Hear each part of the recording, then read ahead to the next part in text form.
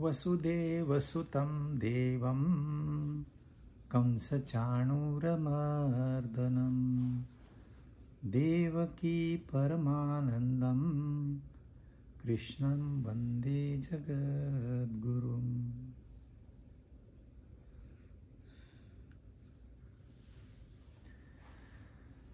आठवां अध्याय हम शुरू कर रहे हैं। 7वें अध्याय में आखिरी के 2 श्लोक में भगवान ने कुछ बातें कही थी। ब्रह्म, अध्यात्म, कर्म, बड़े बड़े शब्द इस्तेमाल किए थे। अब इसमें अर्जुन फिर पूछता है कि ये सब क्या है, ब्रह्म क्या है, अध्यात्म क्या है, कर्म क्या है। अर्जुन पूछता है। 7वें अध्याय का मैंने आपको बताया था हाईलाइट जो है परा प्रकृति, अपरा प्रकृति। अपरा प्रकृति जो है पंच महाभूत, मन, बुद्धि, अहंकार, यानी कि जिस पदार्थ हमको जो दिखाई देते हैं, सुनाई देते हैं, समझ में आते हैं, हम उनको फील कर सकते हैं, वो सारी हो गई अपरा प्रकृति। और उसमें जो जान फूकी जाती है वो हो गई परा प्रकृति। ये दोनों ही प्रकृति है परमात्मा की, ये अलग नहीं हो सकती, ये एक ही है। यदि हम हैं, हम चेतन है, तो ही हम इस दुनिया से जुड़ सकते हैं, अदरवाइज नहीं। दुनिया है और हम नहीं है तो कोई मतलब ही नहीं है। हमारे लिए दुनिया है ही नहीं क्योंकि हम खुद ही नहीं है। और ये नहीं मुमकिन कि हम हैं और दुनिया नहीं है, तो फिर मकसद क्या हो गया हमारा रहने का। लेकिन जो हमारा मूल तत्व है, चेतन तत्व, वह सदा रहता है और उसी से ये परा और अपरा प्रकृति का खेल चलते रहता है। अब अर्जुन पूछते हैं कि आपने जो वो 6 बातें 7वें अध्याय में लास्ट वीक में बताई थी वो क्या है, मुझे वापस से बताइए।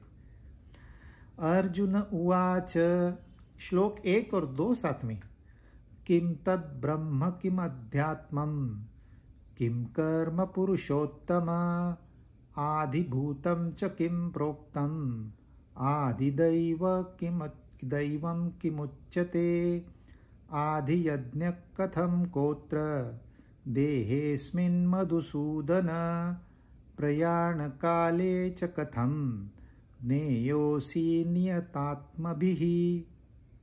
हे पुरुषोत्तम, हे भगवान, हे श्री कृष्ण, वह ब्रह्म क्या है, अध्यात्म क्या है, कर्म क्या है, आदिभूत किसको कहते हैं, आदि दैव किसको कहा जाता है, यहां आदि यज्ञ कौन है और इस देह में कैसे है। आदि यज्ञ कौन है और इस देह में कैसे है। हे मधुसूदन, वशीभूत अंतकरण वाले मनुष्य के द्वारा अंतकाल में कैसे जानने में आते हैं। तो ये 7 प्रश्न अर्जुन ने किए हैं यहां पर। 8 कहो या 7 कहो, क्योंकि एक ही प्रश्न आधा आधा करेंगे तो 2 हो जाएंगे कि आदि यज्ञ कौन है और इस देह में कैसे है। तो जो 6 बातें उन्होंने बताई थी वो 6 की 6 अर्जुन ने यहां रिपीट की है। मतलब सुन तो रहा है, समझ में नहीं आया परंतु सुन तो रहा है अच्छे से। परंतु उसने कैसे मैं जानूं आपको, कब, अंतकाल में, क्योंकि ऐसे कहा जाता है अंतकाल में जो परमात्मा को याद करता है वह परमात्मा को प्राप्त होता है अंतकाल में। तो ये पूरा जीवन क्यों करें हम, जब अंतकाल में करने से हो जाता है तो पूरा जीवन क्यों करें। मौज मस्ती कर लेते हैं ना, इंद्रियों का सुख भोग लेते हैं, फिर उसको याद करेंगे अंतकाल में। तो अर्जुन का सवाल ये जो है ये हाइलाइटर है कि आपने पहले क्या कर्म किया है और आखिरी में आप क्या कर्म करने जा रहे हो, इनका हिसाब कौन लगाएगा। क्या ये मुमकिन है मैं जीवन भर खाली इंद्रिय भोग लूं और आखिरी में परमात्मा को याद करूं, क्या ये मुमकिन है। लेकिन अर्जुन का सवाल है ये कैसे मुमकिन है, मुझे बताओ। तो इसका तो जवाब वो 5वें श्लोक में देंगे। लेकिन यह जो प्रश्न है, ब्रह्म क्या है, अध्यात्म क्या है, कर्म क्या है, उसके बाद में आदि यज्ञ क्या है, आदि दैव क्या है और आदि भूत क्या है, सिंपल प्रश्न है अर्जुन के, जो कि हम सभी के हैं। शब्द सुनने के बाद नेचुरली इंसान को क्यूरियोसिटी जागरूक, ये है क्या। लेकिन इसका जवाब भगवान सिर्फ 2 श्लोकों में दे रहे हैं। हमको लगता है बहुत बड़ी बड़ी टर्मिनोलॉजीज है, बहुत बड़े, और है ये बहुत बड़े शब्द भी है, लेकिन हमको शब्द के जाल में नहीं फंसना है।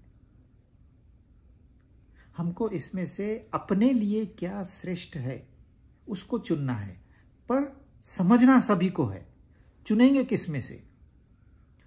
चुनने के लिए आपको चॉइस चाहिए, तो ये भी है, ये भी है, तो आप एक चुन सकते हो। एक ही तो है, तो उसमें चॉइस का कोई संबंध ही नहीं है। तो ब्रह्म क्या है ये बताएंगे, आध्यात्म क्या है ये बताएंगे, और कर्म क्या है। अब उनकी जो भाषा है, जो भगवान की भाषा है, वो शायद अर्जुन को आसानी से समझ में आती थी, क्योंकि उस जमाने में सात्विक वातावरण था। ये जो है बेसिक एजुकेशन अपने घरों में, अपने स्कूल में, गुरुकुल में दिया जाता था। तो ये आम ज्ञान था कि भाई ब्रह्म क्या होता है, यह जनरली सबको मालूम था, स्पेसिफिकली मालूम नहीं था। फिर भी अर्जुन ने इतनी पढ़ाई करने के बाद युद्ध भूमि में खड़े होके यह प्रश्न किया है।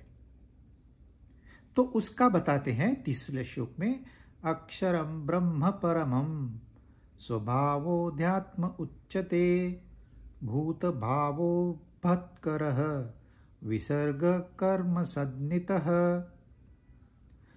परम अक्षर ब्रह्म है। ब्रह्म क्या है? जो परम है और अक्षर है। स्वभाव जो है वो मेरी परा प्रकृति है। मेरा स्वभाव 2 प्रकार की प्रकृति है, अपरा प्रकृति, परा प्रकृति। उसमें जो परा प्रकृति है उसको अध्यात्म कहते हैं, और प्राणियों की सत्ता को जो प्रकट करने वाला त्याग है उसको कर्म कहा जाता है। एक तो ब्रह्म है जो निर्गुण निराकार है। निर्गुण हमारे बुद्धि के बाहर की बात है, क्योंकि हमारी बुद्धि सगुण है। सगुण निर्गुण तक नहीं पहुंचेगा, लेकिन इन्हीं गुणों का त्याग करके वह निर्गुण को प्राप्त हो सकता है, लेकिन जान नहीं सकता। जैसे हम जानते हैं ये लाइट है, ये मोबाइल है, ये हम जानते हैं क्योंकि इसके बारे में हमें ज्ञान है, लेकिन परमात्मा के बारे में हमें ज्ञान नहीं हो सकता है। उसकी प्राप्ति हो सकती है, हम अनुभव कर सकते हैं, लेकिन बता नहीं सकते। निराकार हम समझ सकते हैं, क्योंकि आकाश जो है वो निराकार है। सारी वस्तुएं आकाश में आकार प्राप्त करती है, लेकिन जैसे मैं यहां बैठा हूं तो मैंने कुछ आकाश व्याप्त किया हुआ है। इस शरीर ने आकाश को व्याप्त किया है, लेकिन कैसे व्याप्त किया है? यह आकाश मेरे थ्रू एंड थ्रू जाता है। मैं आकाश को डिस्प्लेस नहीं करता हूं। यदि आप पानी के टब में अपने आप को डालोगे तो आप अपने शरीर के आकार जितना पानी वहां से निकालना होगा, परंतु आकाश तत्व ऐसे नहीं है। जैसे यदि मैं लोहे का एक बॉल फर्नेस में डाल देता हूं, भट्टी में डाल देता हूं, तो वह बॉल भी फर्नेस का ही हिस्सा बन जाता है। वह भी उतना ही लाल हो जाता है जितनी कि वो भट्टी लाल है। कई बार तो फर्क मालूम नहीं पड़ता है कि ये लोहे का बॉल है, इतना वो एक रूप हो जाता है, क्योंकि वह जो अग्नि तत्व है वह लोहे के अंदर आर पार जाता है। तो बाहर भी जो अग्नि है वही अग्नि लोहे के अंदर भी है, क्योंकि अग्नि के लिए उसके अंदर जगह है। वैसे ही यह आकाश तत्व हमारे शरीर में ओतप्रोत है। हमने आकाश को ढकेला नहीं है। जब यह शरीर गिर जाएगा, मर जाएगा, तो आकाश तत्व ज्यों का त्यों बना रहेगा, उसमें कोई फर्क नहीं पड़ेगा। तो आकाश खुद निराकार है, लेकिन वो निर्गुण नहीं है, क्योंकि उसमें एक गुण है शब्द का, इसलिए वो निर्गुण नहीं है। ऐसी कोई वस्तु नहीं है जो निर्गुण हो, इसलिए वो हमारे बुद्धि के आकलन में नहीं आती। तो ब्रह्म जो है वह निर्गुण है और इसमें न प्रकृति के गुण है, न ही दैवी गुण है। हम कहने को कहते हैं वो तो स्वयं प्रकाशित है। हम तो वो कहते हैं कि वो ज्ञान स्वरूप है, वो आनंद स्वरूप है। हम गुण इंपोज करते हैं उसके ऊपर, क्योंकि हमको निर्गुण समझ में नहीं आता है, लेकिन सगुण समझ में आता है।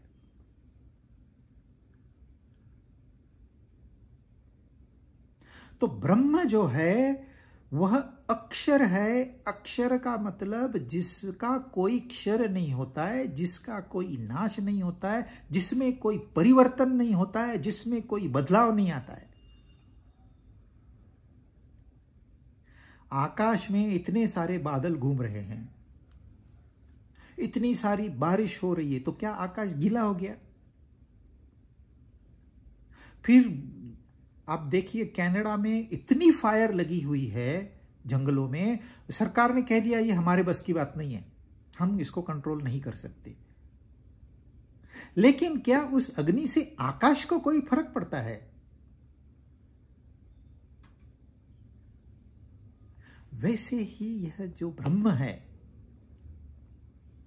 हमारे लिए वो आत्म तत्व है, लेकिन कॉस्मिक पॉइंट ऑफ व्यू वो ब्रह्म है। वह इतना विशाल है कि जिसकी कोई कल्पना नहीं की जा सकती। विशाल और अनंत भी हमारे बुद्धि के परे है।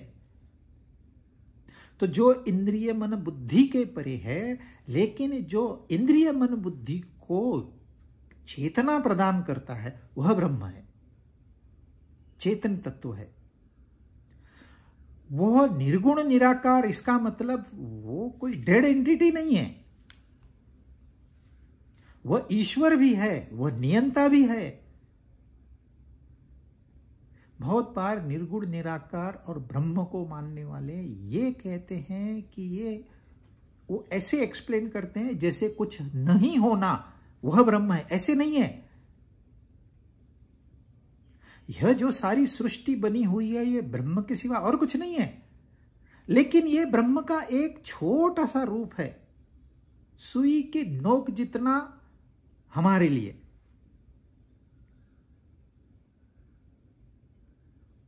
तो वह जो विशाल तत्व है, जो निर्गुण निराकार है, जो अक्षर है। क्षर हमको मालूम है, क्योंकि ये सृष्टि में ये शरीर सबका गिर जाता है, सबको मृत्यु आती है, यह हमको मालूम है। ये शरीर क्षर है, इसमें सूक्ष्म शरीर है, मन बुद्धि वह भी क्षर है। लेकिन जो आत्म तत्व है, जब हम इंडिविजुअल की, जीव की बात करते हैं तो आत्म तत्व है, जब सब की बात करते हैं तो ब्रह्म है, एक ही एनर्जी। तो जो अक्षर है और जो परम है, सुप्रीम, उससे परे कुछ भी नहीं है। यह सृष्टि आप कितना चलते जाओगे, आप सुपरसोनिक, हाइपरसोनिक, लाइट स्पीड, इससे ज्यादा तो मुझे भी पता नहीं कितनी स्पीड होती है। लाइट स्पीड से ज्यादा कोई स्पीड मुझे तो पता नहीं है। आप लाइट स्पीड से चलते जाओ, जनरेशन टू जनरेशन, वो यान में ही मैं लाइट स्पीड से जा रहा हूं, वहीं मैंने बच्चे पैदा किए, अपनी उम्र खत्म की, अब वो जा रहे हैं। तो भी वो अनंत खत्म नहीं होगा।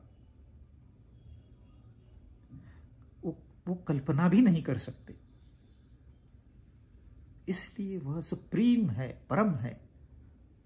तो जो परम तत्व है, जो अक्षर है, वो ब्रह्म है। लेकिन हम क्या कर रहे हैं, उसको समझने के लिए उसके ऊपर हम गुणों को लाद रहे हैं, अदरवाइज समझ में नहीं आएगा। परंतु जब सारे गुणों से हम अलग हो जाएंगे, उदासीन हो जाएंगे, ऊपर उठ जाएंगे, हमारा दृष्टिकोण बदल जाएगा, विजन चेंज हो जाएगी, ज्ञान चक्षु खुल जाएंगे, तीसरा नेत्र खुल जाएगा, तभी हम उस ब्रह्म को इन रियल सेंस, सेंस क्या है उसका, वो जान पाएंगे। टिल देन हमको बुद्धि के द्वारा जितनी समझ है उतनी समझ के आधार पर अपना अभ्यास जारी रखना है।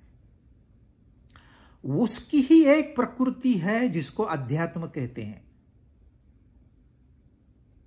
अध्यात्म के कई अर्थ है। वही परमात्मा आत्म तत्व के रूप में इस शरीर मन बुद्धि को चला रहा है। ये सबसे आसान समझ है। जैसे रोबोट, उसको वायर नहीं है तो भी कहीं से ना कहीं से वायरलेस कनेक्शन है, या उसके अंदर बैटरी है जो कि चार्ज करनी पड़ती है।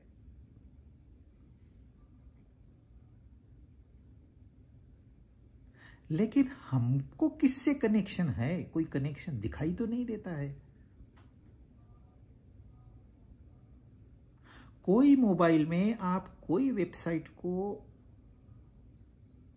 नहीं क्लिक कर सकते, वो वर्क नहीं करेगी जब तक वो वाईफाई से कनेक्टेड नहीं है, वो नेटवर्क नहीं है वहां पर।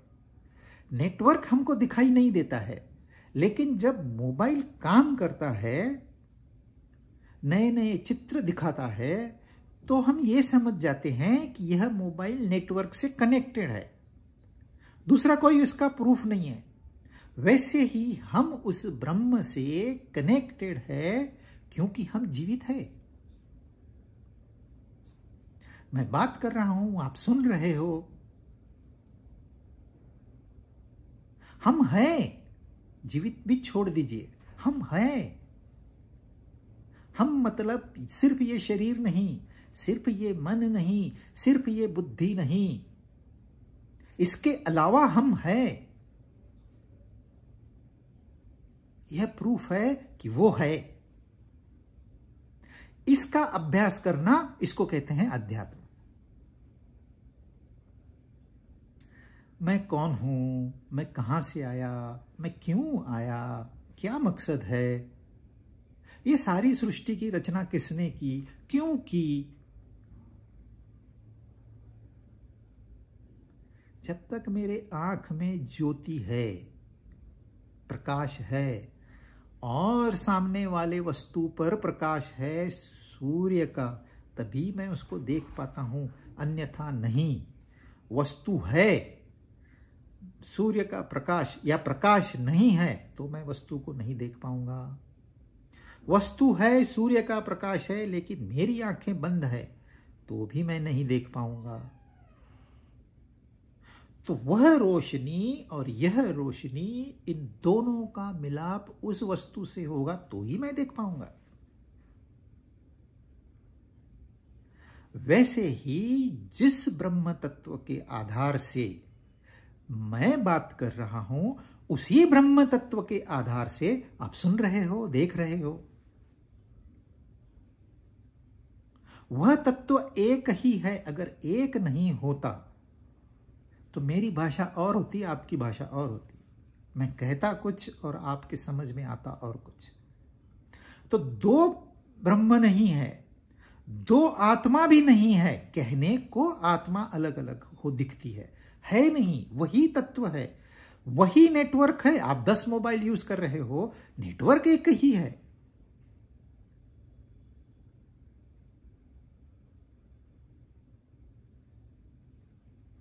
तो वो उसमें नेटवर्क में कोई परिवर्तन नहीं होता है। वह परमानेंट नेटवर्क है जिसके माध्यम में हम और आप घूम फिर रहे हैं, बातें कर रहे हैं, अलग अलग प्रकार के अनुभव ले रहे हैं।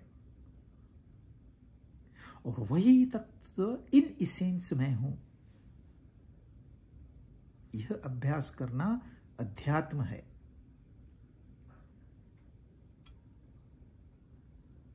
और अब कर्म क्या है? गहना कर्मणो गति, गीता ही कहती है। कर्म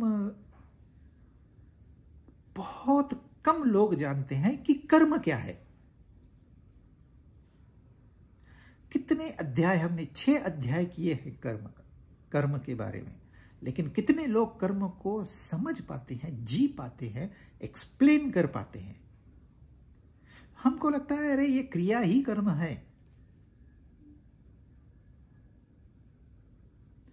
पर थोड़ा सा ध्यान देना। पानी है, पानी बादल बन गया, बादल बारिश बन गई, बारिश नदियां बन गई, फिर समुद्र बन गया, फिर बादल बन गया। अब मुझे बताइए पानी बादल क्यों बना? और इस पानी के बादल बनने को कर्म कहते हैं। परंतु पानी बादल क्यों बना? चलो यार आकाश में घूम के आते हैं, हम जैसे जाते हैं ना, चलो फॉरेन घूम के आते हैं, ये एक नजरिया हो सकता है। चलो उसको घूमने की इच्छा थी इसलिए वो बादल बना। लेकिन घूमने की इच्छा 1 साल होती है, 2 साल होती है, 3 साल होती है, हर साल थोड़ी होती है। कभी वो कह देगा चलो अभी बहुत हो गया घूमना, मैं बंद करता हूं घूमना, बंद करता हूं। आप सोच सकते हो पानी कह दे भाई मैं बादल नहीं बनूंगा, तो क्या होगा? तो यह मकसद नहीं हो सकता बादल का कि चलो घूमने चलते हैं।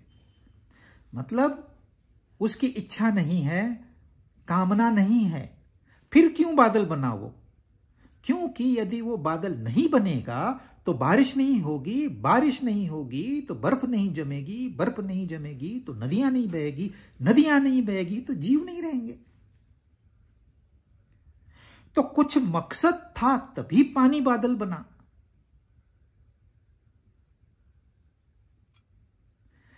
जब किसी ऊंचे मकसद के लिए हम कोई क्रिया करते हैं तो उसको कर्म कहते हैं। और हम जो क्रिया करते हैं उसको कर्म नहीं कहते अगर उसके पीछे कामनाएं हैं। सो कामना प्रेरित कर्म अकर्म में ही गिना जाएगा।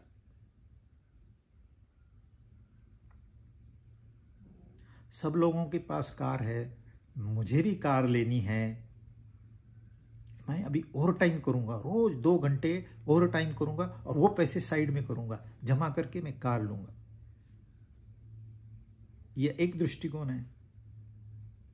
भाई मेरे बूढ़े माँ बाप है, उनको मंदिर जाना होता है, सत्संग में जाना होता है, वो अपने आप जा नहीं सकते और रोज रोज कहाँ वो रिक्शा ऑटो हमको परवड़ता भी नहीं है।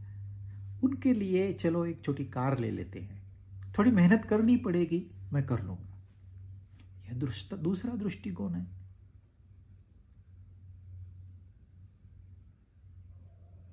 मुझे गीता का अभ्यास करना है। क्यों करना है? मेरी श्रद्धा है कि दुनिया की सारी समस्याओं का हल या मेरी सारी समस्याओं का हल इस गीता में है। यह मेरी श्रद्धा है, इसलिए मुझे इसका अभ्यास करना है। सेल्फ डेवलपमेंट, गीता का अभ्यास करना। लोग कहते हैं ये क्या बूढ़ा हो गया कि तू? अरे ये बूढ़ों का लिए है ही नहीं गीता, ये तो नौजवानों के लिए है। जिसको जीना है अच्छे से उसके लिए गीता है। मैं यदि अच्छे से जी सकता हूं तो मैं 4 लोगों को बता सकता हूं कैसे जिया जाता है। जीना आपको लगता है उतना आसान नहीं है। सूअर भी जीते हैं, उनकी भोग योनि है, वो अपने हिसाब से आते हैं, अपने हिसाब से चले जाते हैं। लेकिन हम लोग तो प्राणी हो गए क्या उनके जैसे? हमको विवेक शक्ति दी है ना, पुरुषार्थ दिया है कि वो किस लिए। यदि मेरा जीवन किसी एक व्यक्ति को प्रेरणा देता है तो ये सार्थक जीवन है। इसका मतलब जो मैंने कर्म किया है वह सही है, तो वो कर्म की गिनती में आएगा। लेकिन मुझे देख के सब लोग आलसी होते हैं कि मैं सोया रहता हूं, लोगों को भी लगता है चलो यार सो ही रहते हैं, खाओ पियो सो जाओ, है अपने पास। भगवान तो वैसे ही भेजता ही है कुछ ना कुछ, तो उसको कर्म नहीं कहेंगे। आप कहोगे अरे क्या सोना क्रिया नहीं है क्या? क्रिया भले हो, उसकी गिनती कर्म में नहीं होगी। तो पहले क्या था? पहले देखा आपने चित्र, विष्णु भगवान क्षीर सागर में आराम से अपनी योग निद्रा में है। उनकी निद्रा अलग होती है, हमारी निद्रा अलग होती है। उसको कहते हैं योग निद्रा। एक विचार आया कि चलो एक से अनेक होते हैं। एक विचार ये पूरी सृष्टि खड़ी कर दी। Just one thought. और हम लोग भी ऐसे ही सृष्टि बनाते हैं। तो वह जो एक विचार था, उसके लिए उनको वो योग निद्रा का त्याग करना पड़ा। कुछ बनने के लिए कुछ छोड़ना पड़ता है। गीता का सत्संग सुनने के लिए आपको टीवी ऑफ करना पड़ेगा, टेलीफोन थोड़ी देर बंद करना पड़ेगा, मोबाइल। कुछ ना कुछ त्याग नहीं करोगे तो ये सुन के भी आप नहीं सुनोगे, इसलिए वो कर्म में नहीं है। हां, चालू तो था, थोड़ा ध्यान नहीं था मेरा, तो आपने कोई कर्म नहीं किया, वेस्ट ऑफ टाइम। आपने और 1 घंटा वेस्ट किया और कुछ नहीं किया। लेकिन इसमें से 5 मिनट आपने कॉन्सेंट्रेटेडली यह सत्संग सुना, तो यह कर्म कहा जाएगा। तो उन्होंने एक संकल्प किया, एक से अनेक हो जाएं, तो उनको योग निद्रा से त्याग कर, पहले संकल्प नहीं था, कोई विचार नहीं था, एक विचार आ गया। और जब एक विचार आता है तो द्वंद्व शुरू होता है। क्योंकि विचार किसका? विचार है, लेकिन मेरा विचार है। तो मैं और विचार, ये 2 चीजें तैयार हो गई। 2 का मतलब ये पूरा संसार। ये 2 को एक्सटेंड करने में कोई टाइम नहीं लगता है। फट फट फट फट फट एक्सप्लोजन हो जाता है। आपने देखा होगा पॉपुलेशन एक्सप्लोजन कैसे होता है। एक भी मच्छर नहीं है, अचानक लाखों मच्छर आ गए।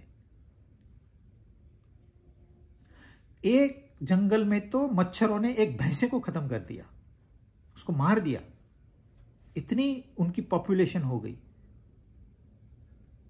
तो जैसे वो पॉपुलेशन एक्सप्लोजन होता है, वैसे हमारे विचारों का एक्सप्लोजन होता है, वैसे ही सृष्टि का एक्सप्लोजन होता है। इसलिए जब हम नींद से उठते हैं या पैदा होते हैं, हम तो ये अशुभ करके अरे हम तो यहां तो सदा से है, ये विचार ही नहीं आता है हमारे मन में ये सृष्टि थी कि नहीं थी, मैं कहां से आया, ये विचार ही नहीं आता है। हम एश्यूम कर लेते हैं अरे हम तो सदा से हैं। और जब सच्चाई देखे जाए तो हाँ, हम सदा से हैं, आत्मस्वरूप से पे ध्यान है तो हम सदा से हैं। हम कभी खत्म हुए ही नहीं थे, सिर्फ शरीर तो बदला है।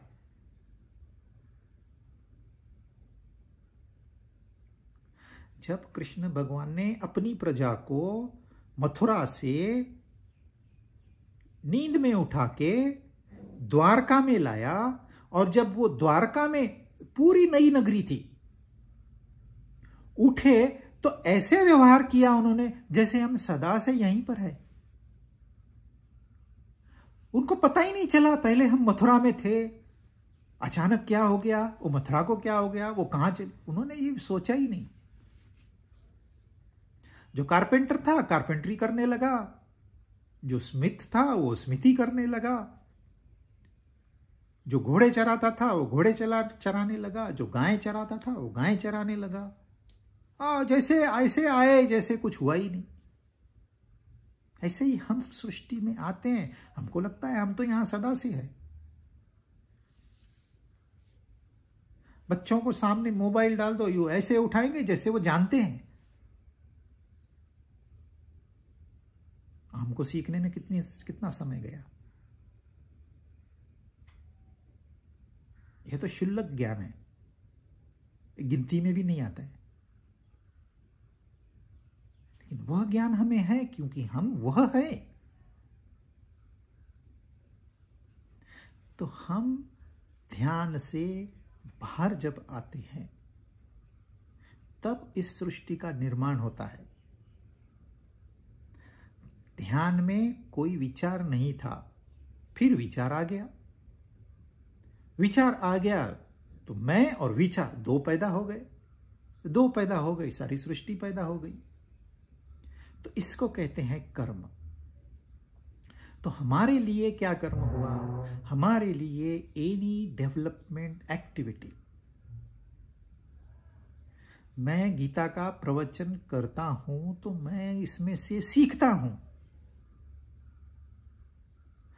और किसी को इसमें से प्रेरणा मिलती है, तो यह हो गया डेवलपमेंट वर्क। तो यह कर्म की कैटेगरी में आएगा।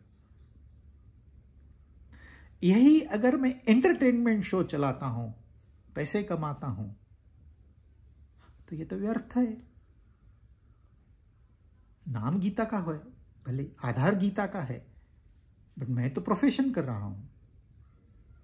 इसमें डेवलपमेंट कितनी है? अगर 5% डेवलपमेंट है तो 5% कर्म है, 30% डेवलपमेंट है तो 30% कर्म है, बाकी 70% कर्म नहीं है। तो तीन बातें। कर्म की शुरुआत और इस सृष्टि की शुरुआत एक साथ होती है। तो सृष्टि को लेकर हम एक अच्छे नजरिए से इसमें जो भी व्यवहार करते हैं वह कर्म। और यह कर्म करने के लिए हमारे पास उपकरण है जो कि खुद स्वयं कार्य नहीं कर सकते।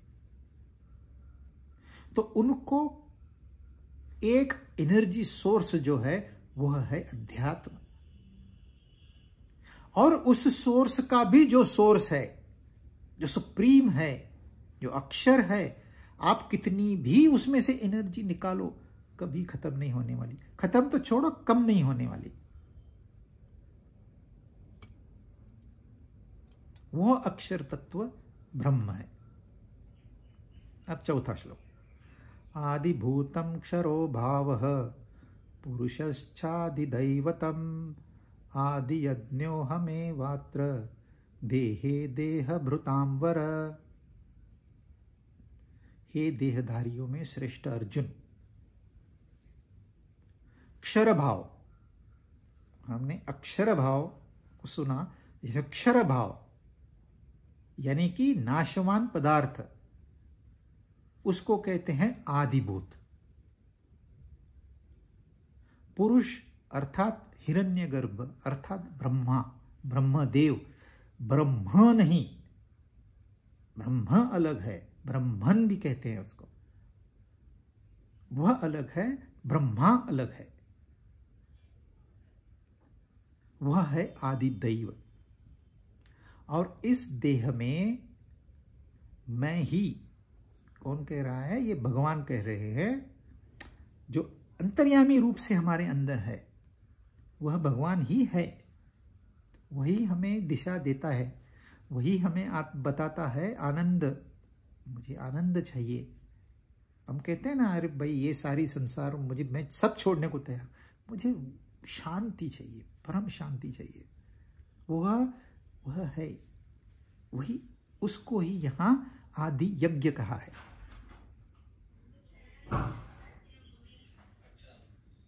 हे देहधारियों में श्रेष्ठ अर्जुन,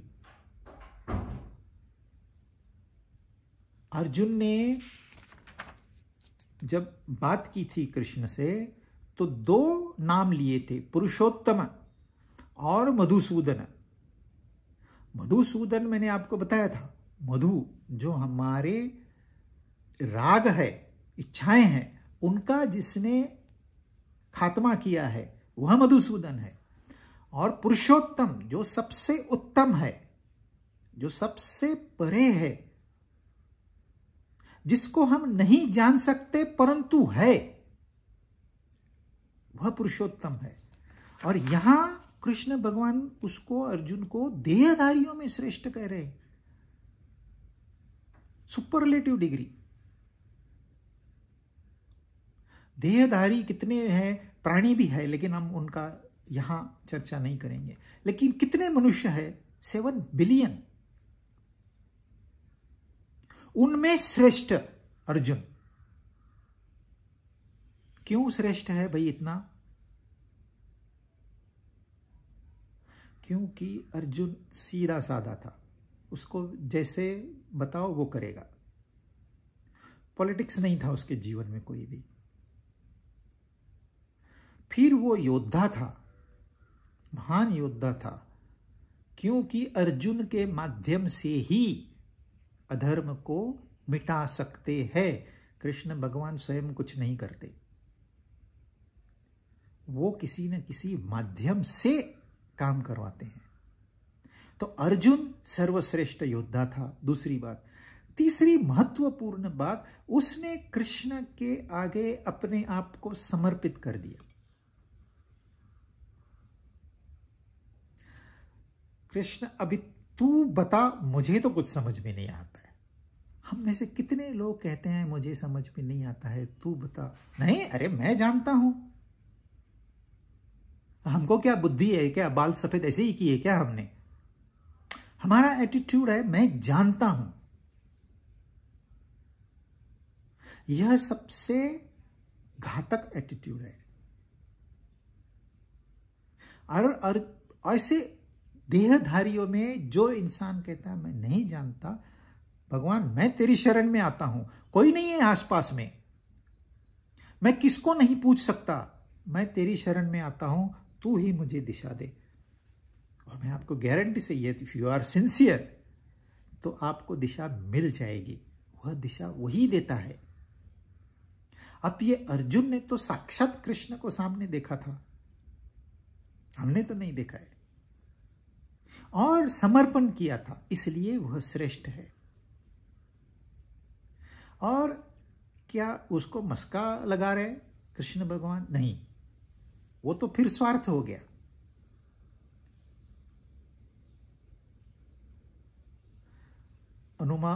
स्वामी अनुभवानंद जी कहते हैं, हे संतो जरा ध्यान से सुनो, सामने कौन बैठा है? हमारे जैसे ऑर्डिनरी लोग बैठे हैं।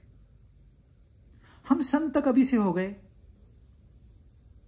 लेकिन उनका स्टाइल है, संत आप इसलिए हो कि सारी प्रायोरिटीज को आपने इसको फर्स्ट नंबर रखा है। आप सत्संग सुन रहे हो तो आप श्रेष्ठ हो। देहधारियों में श्रेष्ठ संत होते हैं। कबीर साहब कहते हैं, कहत कबीर सुनो भाई साधु। वो जो सामने लोग बैठे हैं ऑर्डिनरी लोग हैं, एकदम ऑर्डिनरी लोग। कबीर के फॉलोअर्स कोई बहुत बड़े रिच लोग नहीं थे, ऑर्डिनरी, उनको वो साधु पुरुष कहते हैं। क्योंकि आपका ध्यान कहां लगा है, यह बहुत कम लोगों को नसीब होता है सत्संग।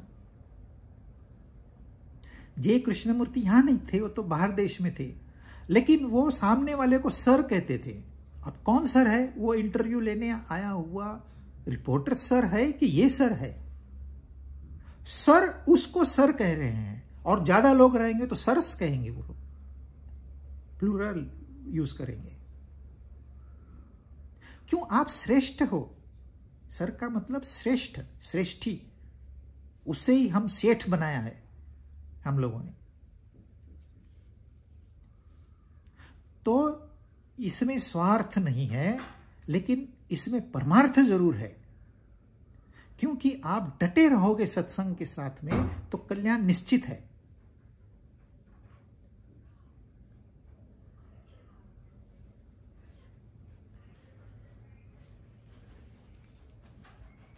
इसलिए कृष्ण भगवान कह रहे हैं कि हे देहधारियों में श्रेष्ठ अर्जुन।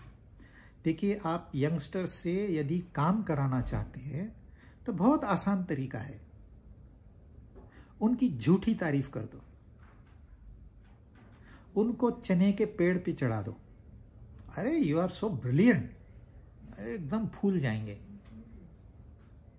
लेकिन तू इतना इंटेलेक्चुअल है, इतना इंटेलिजेंट है, ये माँ बाप तेरे इतने डल है, तू इस घर में कैसे पैदा हो गया? और वो चने के चेड़ पे अब पूरा चढ़ गया, बोलता I am top of the world. अरे तू खड़ा कहां है? 4 इंच ऊपर। और वो भी कौन सा पेड़ है जिसको खुद खड़े रहने नहीं आता? झूठी तारीफ कर दो तो वो कुछ भी करेंगे, जान भी दे देंगे। ये उद्देश्य यहां नहीं है अध्यात्म में। आपसे कोई काम करवाना नहीं है, अर्जुन से कोई काम करवाना नहीं था। क्योंकि आखिरी में कृष्ण भगवान कहते हैं मैंने तुझे जो बताना था बता दिया, यदा इच्छसि तथा कुरु।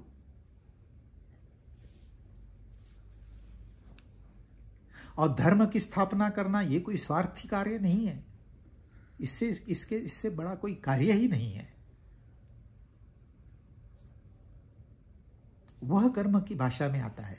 तो हे देहधारियों में श्रेष्ठ अर्जुन, क्षर भाव, जहां जो वस्तु, जो व्यक्ति, जो विचार, जो भावना, आप जो भी समझ सकते हो, अगर उसमें बदलाव आता है तो वह हो गया आधिभूत।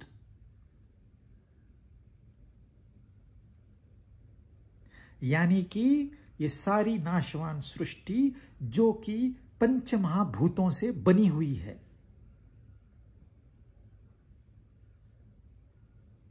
इन पंच महाभूतों का परमिटेशन एंड कॉम्बिनेशन ये सारे शरीर है, ये सारी वस्तुएं हैं। किसी में वायु तत्व ज्यादा है, किसी में जल तत्व ज्यादा है, किसी में पृथ्वी तत्व ज्यादा है। पृथ्वी तत्व ज्यादा हो गया तो इंसान आलसी हो जाता है। वायु तत्व हो गया तो या डायनामिक हो जाता है। आकाश तत्व हो गया तो वो शांत हो जाता है, सात्विक हो जाता है। अलग अलग प्रपोर्शन में जब तत्व मिलते हैं तो उनसे अलग अलग वस्तुएं और व्यक्ति बनते हैं। उसको कहते हैं आदिभूत। आदिभूत इसके लिए क्योंकि जो जानकार होता है वह जानता है यह पंच महाभूतों से बना हुआ शरीर है। इस शरीर, ये पंच महाभूत कहां से आए? ये वहां से आए, भगवान से आए, यह वो जान लेता है। जब वो यह जान लेता है यह सृष्टि कहां से आई, तो वो कहता है आदिभूत। लेकिन यह जो ग्रॉस शरीर है, यह जो स्थूल शरीर है, यह पंचमहाभूतों से बना है, परंतु इसमें एक सूक्ष्म शरीर है जिसे हम मन बुद्धि कहते हैं। वह मन बुद्धि इस स्थूल शरीर को ऐसे यूज करते हैं, ऐसे इस्तेमाल करते हैं जैसे हम अपनी कार को इस्तेमाल करते हैं। तो दरअसल यह शरीर खाली एक वाहन है और कुछ नहीं, परंतु इसमें जो सूक्ष्म शरीर है, जो मन बुद्धि है, वह इसको चलाते हैं। चलो ये देखने चलते हैं, मन कहेगा। जाएंगे पैर, देखेंगी आंखें, उसके लिए कमाएंगे हाथ, खाएगा पेट, रस लेगी रसना। परंतु किस लिए? मन की ऑर्डर है,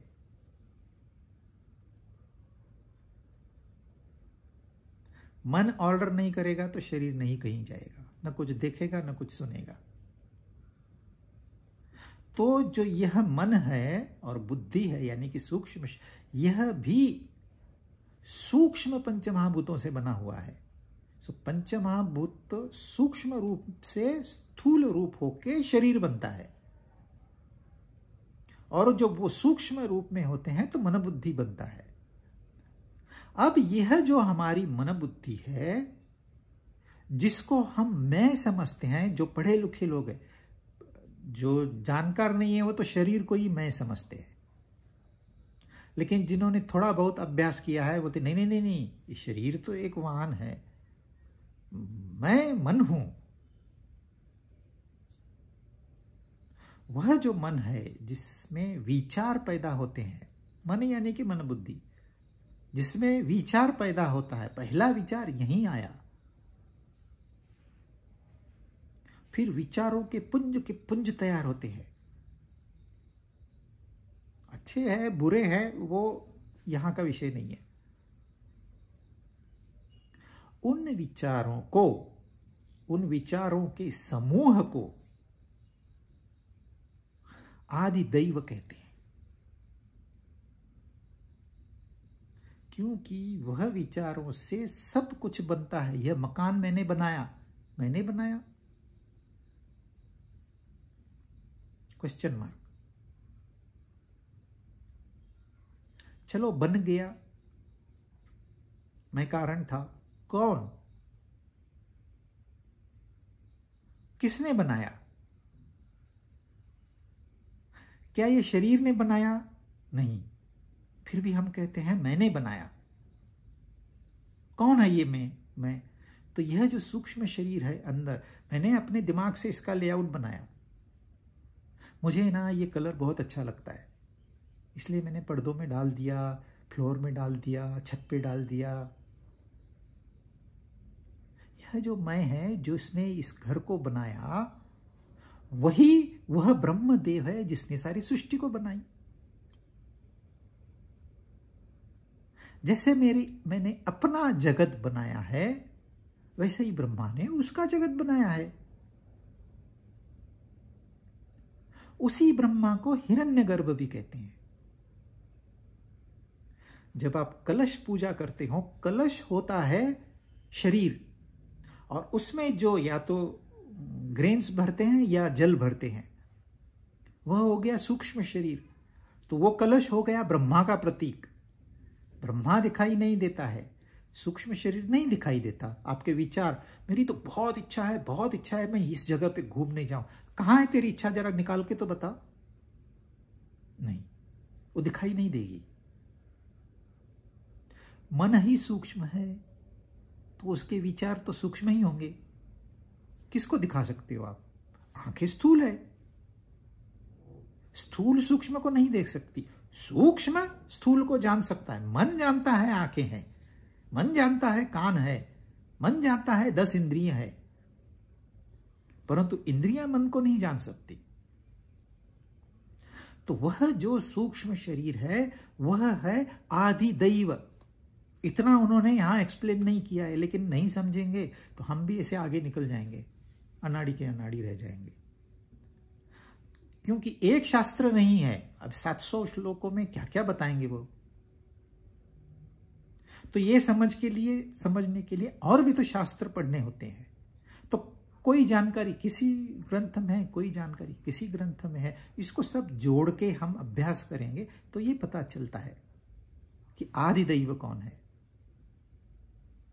और आदि यज्ञ है वह परमात्मा, जिसकी ये परा और अपरा प्रकृति है, जो मूल कारण है लेकिन जिसका कोई कारण नहीं है। यह सृष्टि कार्य कारण से चलती है, cause and effect. Every effect has a cause. If there is no cause, there is no effect. तो जो भी होता है उसका कोई ना कोई कारण है। आप पीछे जाइए, आखिरी में आप उस परमात्मा तत्व तक पहुंच जाएंगे। लेकिन उसका क्या कारण है? नो, वो सिर्फ है। आप इतना ही कह सकते हो, वो था, वो है और वो रहेगा। इतना ही ज्यादा से ज्यादा कह सकते हो। वह आदि यज्ञ है। ब्रह्म जो है वह आदि यज्ञ है। जो अध्यात्म है आदि दैव है। जो कर्म है वह आदिभूत है। तो ये 2 श्लोकों में देखा जाए तो फर्क सिर्फ भाषा का है, ज्ञान वही है। इसको हम थोड़ा और आसान करेंगे। जो तीसरा श्लोक है, ब्रह्म, अध्यात्म और कर्म, यह निर्गुण निराकार का संदेश देता है। अब हमने उसमें क्या किया है? गुण भर दिए। जब हम आदि भूत कहेंगे तो भूत के ऊपर ध्यान चला गया। आदि दैव कहेंगे तो जो हमारा मन बुद्धि है उसके ऊपर ध्यान चला गया। तो हमने क्या किया? उसमें जो निर्गुण है उसमें थोड़े थोड़े गुण डाल दिए समझने के लिए। परंतु है निराकार। ये तीनों ही निराकार है। हमारी मन बुद्धि निराकार है। आप नहीं बता सकते कि इतनी लंबी है, इतनी चौड़ी है, इतना इसका वजन है। नहीं, नो मेजरमेंट। पर है, अनुभव सबका है।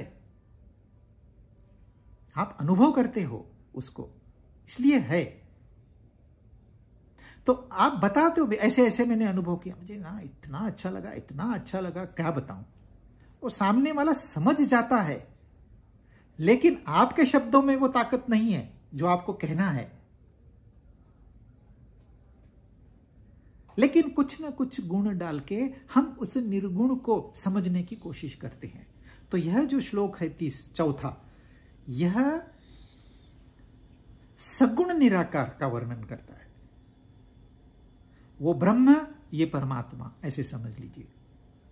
वह निर्गुण निराकार, यह सगुण निराकार। अब इसको हम सगुण साकार कर देते हैं आसान होने के लिए। आपने चित्र देखे हैं देवताओं के, भगवान के, शक्तियों के। तो उसमें आदि यज्ञ कौन है? जो विष्णु भगवान है, जो मूल भगवान है, जो अवतार बन के सृष्टि चलाते हैं, लेकिन खुद वैसे ही रहते हैं जैसे थे। वह अपने क्षीर सागर में ही रहते हैं। वो वहां रहते हुए राम बने, वो वहां रहते हुए कृष्ण बने, और अपना काम करके फिर विलीन हो गए। तो जब आप विष्णु कहोगे, हो गया आदिभूत।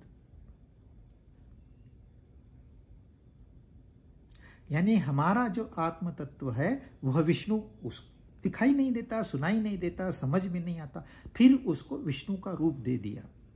तो क्या हो गया? अभी वो जो निराकार था उसको हमने एक आकार दे दिया समझने के लिए।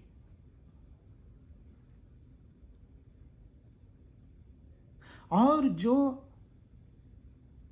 हमारा सूक्ष्म शरीर है, अध्यात्म है, आदि दैव है, उसको हमने ब्रह्मा दिया। 4 सर होते हैं, 4 वेदों की निशानी है, क्योंकि उनके पैदा होते ही ज्ञान था। लेकिन जैसे वे पैदा हुए उसी समय, सेम मोमेंट, वो मधु और कैटव तैयार हो गए, राग द्वेष। और उन राग द्वेष ने, उन मधु और कैटव ने इनके वेद चुरा के जाके कहीं छुप गए। तो इनको विष्णु की आराधना, भाई मैं सृष्टि कैसे बनाऊं, बिगर ज्ञान के मैं सृष्टि कैसे बनाऊं। तो फिर विष्णु ने उनको, मधुसूदन हो गए, वो मधु को मार दिया, कैटव मर गया। तो वो जो ब्रह्मा है वो है आदि दैव। और यह जो सारी सृष्टि है, यानी कि जो मेरा स्थूल शरीर है, यह है आदिभूत। और इसका एक उदाहरण मैं आपको देता हूं। जिसमें कि कैरेक्टर थोड़ा चेंज हो जाता है। आप सपना देखते हो, कहाँ देखते हो सपना? हम सपना देखते हैं मन पटल पे। सब कुछ मन का खेल होता है वहां पर। मैंने सपना देखा, चक्रधारी विष्णु भगवान इंद्र का ऐरावत लिया, उसके ऊपर आए मुझसे मिलने, नीचे से मुझे आवाज दी। मैंने उनको कहा, भगवान आप वो पार्किंग लॉट में ऐरावत को खड़ा कर दीजिए और लिफ्ट से ऊपर आइए। सपना है, सपने में कुछ भी हो सकता है। मैंने कहानियां पढ़ी तो सपने में वही रिफ्लेक्ट होगा। लेकिन ये सपना मैंने कहां तैयार किया, किसने तैयार किया? ये मेरे मन ने तैयार किया। अब यहां थोड़ा सा आपको ध्यान देना है। कैसे तैयार किया? अपनी कल्पना शक्ति से।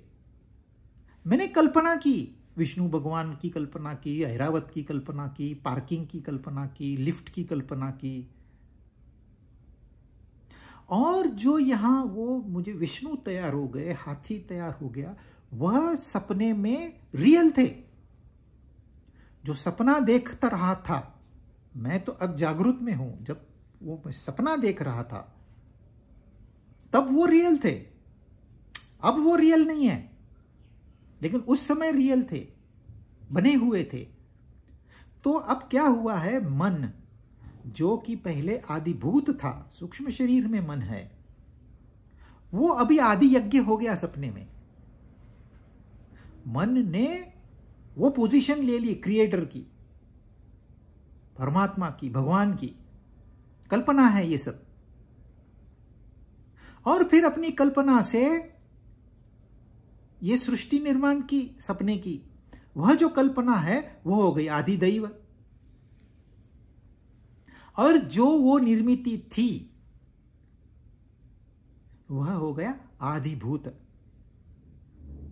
जो ब्रह्म है वह आदिदैव हो गया, आदि यज्ञ हो गया, सॉरी, ब्रह्म आदि यज्ञ हो गया, आदि यज्ञ विष्णु हो गया। और वही आदि यज्ञ यहां मन हो गया। कहां? स्वप्न सृष्टि में। और पहले मन जो था वो आदिदैव था, अब वो आदि यज्ञ बन के बैठा है। अपने आप को भगवान मान के उसने सृष्टि भी निर्माण कर दी। हाँ, थोड़े मिनट के लिए, 2-3 मिनट के लिए। वो कहते हैं ना टीवी में 1 मिनट का राजा, जैसे ये 3 मिनट का भगवान। खाली समझने के लिए। इतनी सारी बातें बताना क्यों आवश्यक है? क्योंकि यह जानकारी होगी तो हम इसमें से कुछ चुन सकेंगे। तो हमको अपने लिए क्या चुनना है कि यह शरीर है, इसका तो हमको अनुभव आता है।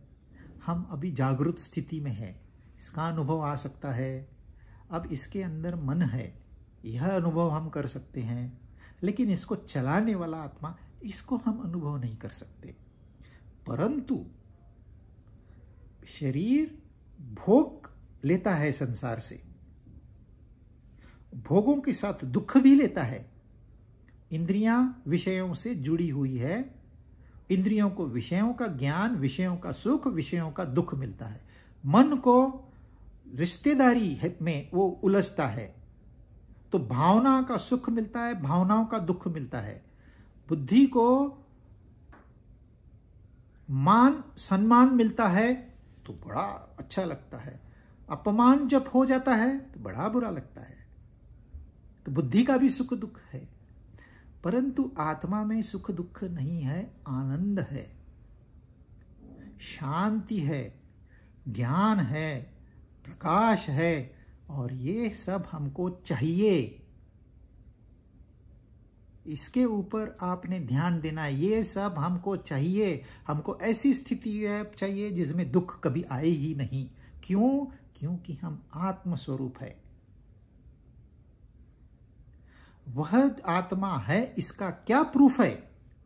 उसका यह एक ही प्रूफ है कि मुझे आनंद चाहिए। आपको आनंद प्राप्ति हो गई, आपने सब कुछ पा लिया।